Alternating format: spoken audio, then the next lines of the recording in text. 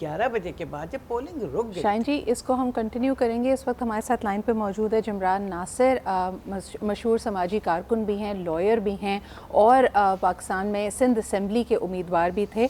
आपने भी बड़ी इंटरेस्टिंग ट्वीट्स की। Jimran, how are you reading the pulse of the people? आपने बाकायदा ये कहा कि आपने भी खुले दिल से लोगों के मैंडेट को कबूल किया, अपनी शख्स को कबूल किया, लेकिन फिर आपने ये भी ट्वीट किया कि जो PTI सपोर्टेड इंडिपेंडेंट थे वो जीते हुए थे। क्या माजरा हुआ आपके हल्के में? देखिए, पहली बात तो ये कि तमाम तर पार्टीज और उम्मीदवार इलेक्शन में जाते हैं तो उसका मकसद यही है कि उसके नतायज हमने एक्सेप्ट करने हैं। जमहूरियत का तो मकसद ही सेलिब्रेट करना है आवाम की राय और आवाम की ओपिनियन। तो जब हमें रिजल्ट्स कल रात आना शुरू हुए और तकरीबन 159 पोलिंग स्टेशन में से 42 के नतायज हमें फौरी ही मिल गए थे, तो उसमें जो ट्रेंड था उसमें काफ़ी तादाद से आगे थे PTI के उम्मीदवार और उनकी बरतरी नजर आ रही थी। और फिर सिलसिला रुक गया इन फॉर्म्स का आने का और फिर अलग अलग बहाने किए गए कि या तो अभी गिनती नहीं हो सकती या आप सुबह 6 बजे आइएगा तो आपको फॉर्म 45 दिया जाएगा। और कहीं यहाँ भी ये तक कहा गया कि पोलिंग के अमले के पास फॉर्म 45 की हार्ड कॉपी ही नहीं है कि वो रिजल्ट अगर टोटल काउंट भी करते हैं तो आपको लिख के कहाँ देंगे। यकीनी तौर पे नजर आ रहा था ये चाह रहे हैं कि जो बाकी पोलिंग स्टेशंस हैं वहां से या तो कोई काउंट तब्दील किया जाए, कोई इक्वेशन या एल्गोरिथम मेट्रिक लगाया जाए जिसके तहत किसी और पार्टी की तादाद बढ़ जाए। और सुबह हमने देखा भी कि बहुत सारे ऐसे उम्मीदवार हैं जो फॉर्म 45 के मुताबिक जीते हुए हैं और फॉर्म 47 के मुताबिक हारे हुए। मैं आपके नाजरीन के लिए बताता चलूं कि फॉर्म 45 जो है वो पर पोलिंग स्टेशन रिजल्ट होता है। हर पोलिंग स्टेशन का इनफरादी रिजल्ट जो है वो फॉर्म 45 पे लिखा जाता है कि एक मखसूस पोलिंग स्टेशन से किस उम्मीदवार को कितने वोट पड़े। फॉर्म 47 जो है वो तमाम हल्के का तमाम तर पोलिंग स्टेशन का टोटल काउंट इज्तिमाई रिजल्ट होता है, यानी कि सारे फॉर्म 45 इकट्ठे करके उसकी जमा जो है वो फॉर्म 47 में लिखी जाती है। अब हमने मीडिया के जरिए से ये भी देखा कि नवाज शरीफ साहब का जो रिजल्ट आया है फॉर्म 47 पे उसकी गिनती पूरी नहीं बैठ रही जी। तो ये तो डिस्क्रिपेंसीज और ये रिगिंग के तरीके हैं और ये बड़ा अनफॉर्चुनेट है कि आप इतनी जिस कसरत से निकल के आवाम ने वोट डाला है उसी शदीद दबाव के साथ आप आवाम की ओपिनियन जो है वो रद्द करना चाहते हैं। सियासी इख्तलाफात अपनी जगह, उसने जमहूरियत ये है कि हार को भी तस्लीम किया जाए, जीत को तो मनाते ही मनाने वाले। और इस वक्त बड़ा इम्तिहान मेरे ख्याल में सियासी पार्टियों का है कि वो मुल्क को आगे लेके जाना चाहते हैं या मजीद अनारकी और डिवीजन की तरफ लेके जाना चाहते हैं इन रिजल्ट्स को रिजेक्ट करके। जिब्रान, एक बताइएगा कि इस वक्त जो वोटर टर्नआउट है उसके बारे में आप क्या कहेंगे? कई लोगों का ख्याल ये है कि बाकी जमातें अपने वोटर्स को बाहर निकाल नहीं पाई, तभी ये मुख्तलिफ टूल्स इस्तेमाल किए जा रहे हैं। क्या बहुत भारी तादाद में ये PTI सपोर्टेड इंडिपेंडेंट्स के लिए सपोर्ट बाहर निकली? टर्नआउट कैसा था आपके ख्याल में? देखिए, टर्नआउट ऐसा नहीं है कि कहीं कोई 80% पोलिंग या 90% पोलिंग मेरे हल्के में हुई। अगर मैं अपनी सूबाई नशिस्त की बात करूं तो मेरे ख्याल में टर्नआउट जो है वो 40% के करीब नहीं पहुंचा। और उसमें बड़ा मसला ये है कि बड़ी चीज आप ये कह लें कि जो चार्ज वोटर था वो जज्बात आप उसे कह लीजिए, उसका आप उसको गुस्सा कह लीजिए या आप उसको उसका एक उम्मीद से भरपूर होना कह लीजिए, मगर वो PTI का वोटर उस तादाद से ज्यादा निकला।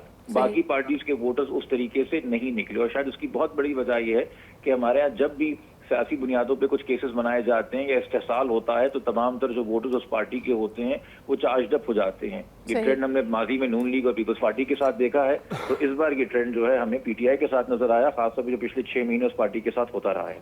सही। अच्छा जिब्रान साहब, ये बताइएगा कि आपने जो कि खुद भी इलेक्शन कॉन्टेस्ट किया, बहुत लोग कह रहे थे कि जी जो वो आज़ाद हैं जिनको PTI सपोर्ट कर रही है या तो उनके पोलिंग एजेंटों को जो है वो पोलिंग स्टेशन पर नहीं जाने दिया जाएगा, वोटरों का रास्ता रोका जाएगा, उनको कहा जाएगा कि वो मत जाएं और घर बैठे रहें, जिसकी वजह से उनकी शिकस्त जो है वो PTI के लोगों की यकीनी हो जाएगी। आपने कैंडिडेट के तौर पर देखा कि कहीं आपके हल्के में किसी भी पार्टी के पोलिंग एजेंट को न बैठने दिया गया हो, रोका गया हो या उनको उठा दिया गया हो कि वो गिनती में शामिल न हो, ऐसी कोई चीज़ आपके मुशाहदे में आई है?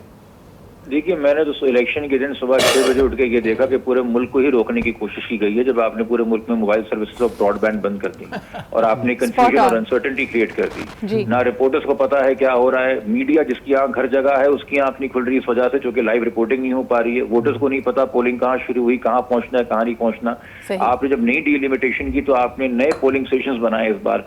जो लोग 2018 में जिस पोलिंग स्टेशन पे वोट डाल रहे थे अपने हल्के में, वो सेम पोलिंग स्टेशन पे इस बार वोट नहीं डाल रहे थे। तो ये तमाम तर कंफ्यूजन फैली। उसके बावजूद वोटर्स निकले और जब वोटिंग तो चलती रही, कुछ जगहों पे हमने देखा जिस तरह अस्करी 4 हजारों की तादाद के अंदर वहाँ पोलिंग स्टेशन के अंदर वोटर्स रजिस्टर्ड हैं मगर वहाँ पोलिंग ही शुरू नहीं हो सकी। कुछ हमारे यहाँ ऐसा हुआ कि 2-3 घंटे कहीं ताखीर से पोलिंग शुरू हुई, मगर वोट पड़ने के बाद ये जरूर हुआ कि पोलिंग एजेंट्स को जो है, शुरू में मैंने आपको कहा कि नताइज आते रहे, मगर फिर पोलिंग एजेंट्स को इंतजार कराना शुरू कर दिया और उनको मजबूर करना शुरू कर दिया कि वो चले जाएं। और कुछ जगहों के ऊपर तो जो है अगर कोई पोलिंग एजेंट बाहर चला गया था तो उसको वापस अंदर नहीं आने दिया। इवन मैं बतौर कैंडिडेट जो है 5 पोलिंग स्टेशंस गया शाम में 5 बजे के बाद, जहां मुझे प्रिजाइडिंग ऑफिसर्स ने अंदर नहीं आने दिया।